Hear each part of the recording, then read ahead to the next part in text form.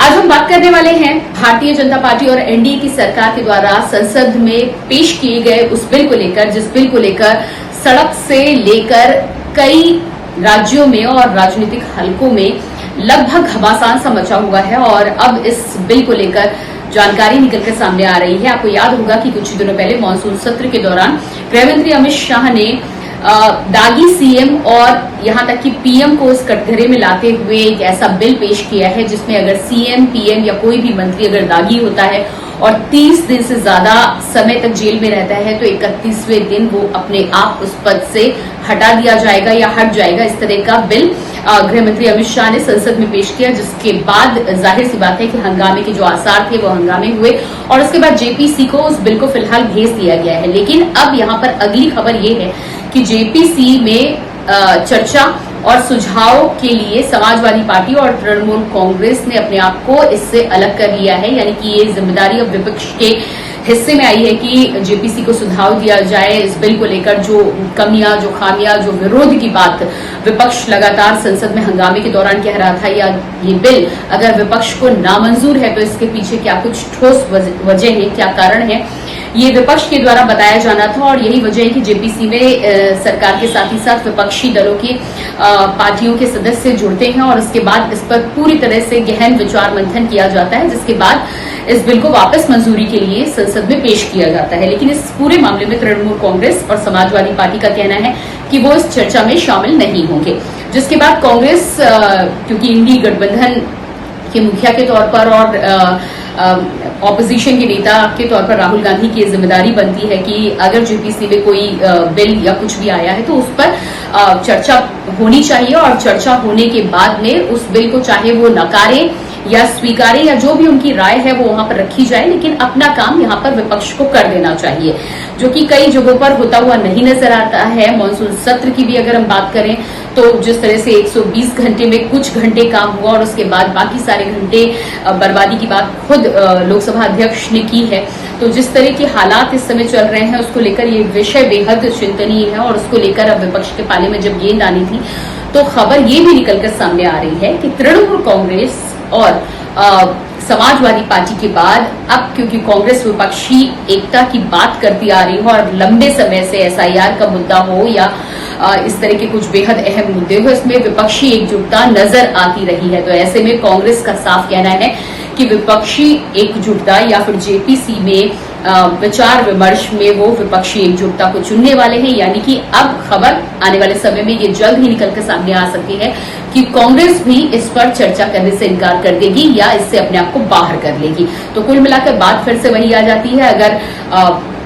Party के ही तमाम नेताओं को सुझाव और विचार विमर्श करना होगा तो एक बार फिर से एनडीए के वो तमाम नेता और एनडीए के तमाम घटक दल इस पर विचार विमर्श करेंगे और उसके बाद बिल आगे संसद में किस तरह से पेश होता है वो आने वाले समय में पता चलेगा। लेकिन कुल मिलाकर यहाँ पर बिल को लेकर आम आदमी से लेकर अलग अलग एनडीए में शामिल जो पार्टियां हैं, जाहिर सी बात है कि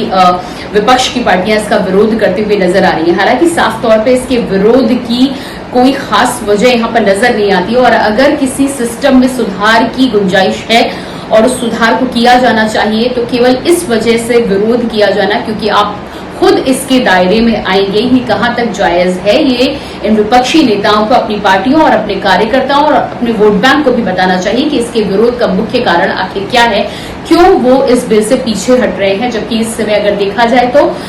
भारतीय जनता पार्टी और एनडीए और साथ ही साथ गृह मंत्री अमित शाह का भी कहना है कि अगर देखा जाए तो भारतीय जनता पार्टी की ज्यादा राज्यों में सरकार है, मुख्यमंत्री से लेकर मंत्री तक ज्यादा उनके पदों पर बैठे हुए हैं। ऐसे में ये बिल विपक्ष से ज्यादा सत्ता पक्ष के मंत्रियों, मुख्यमंत्रियों के लिए घातक साबित हो सकता है, खतरे की घंटी साबित हो सकता है। जाहिर सी बात है कि राजनीति में अगर स्वस्थ प्रतिद्वंदिता नहीं हुई, अगर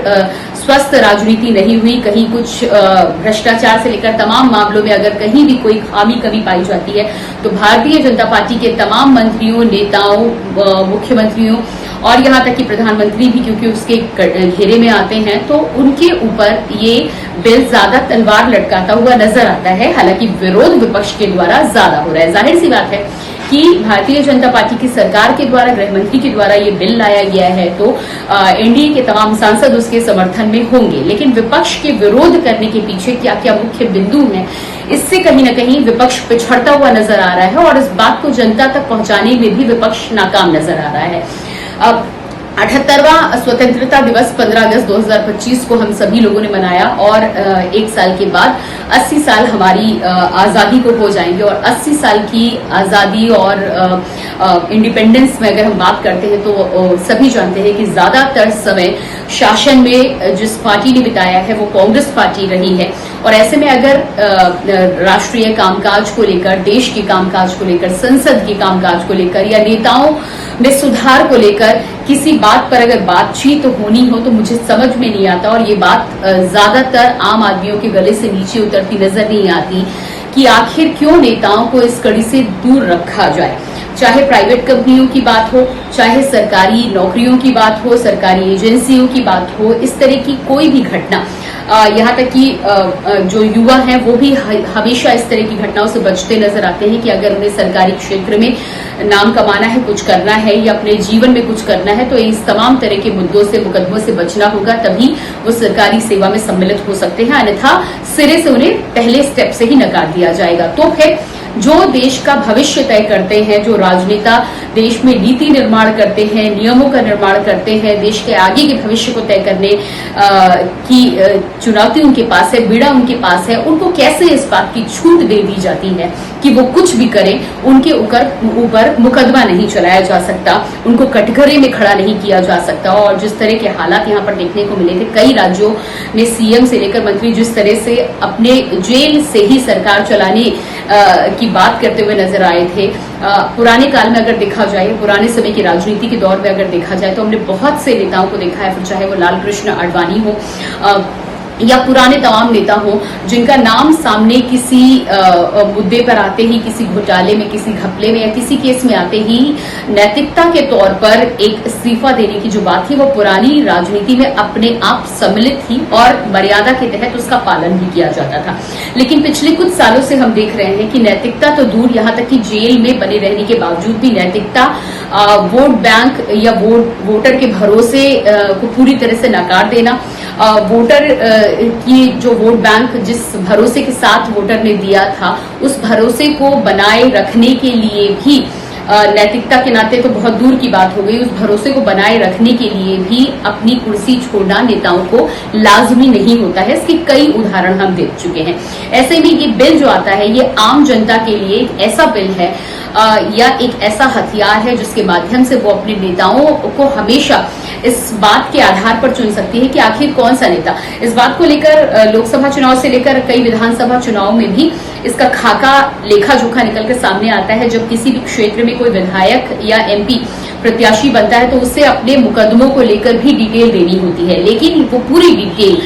आम वोट बैंक जो होता है, आम जन जो होते हैं, गांव के छोर तक या अंतिम छोर तक जो लोग होते हैं उन तक कहां तक पहुंचता है ये आप भी जानते हैं और हम भी जानते हैं। ये डेटा केवल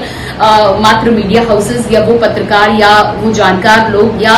अफसरशाही के वो लोग ही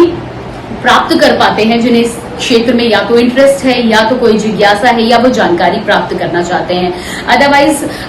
अपनी दैनिक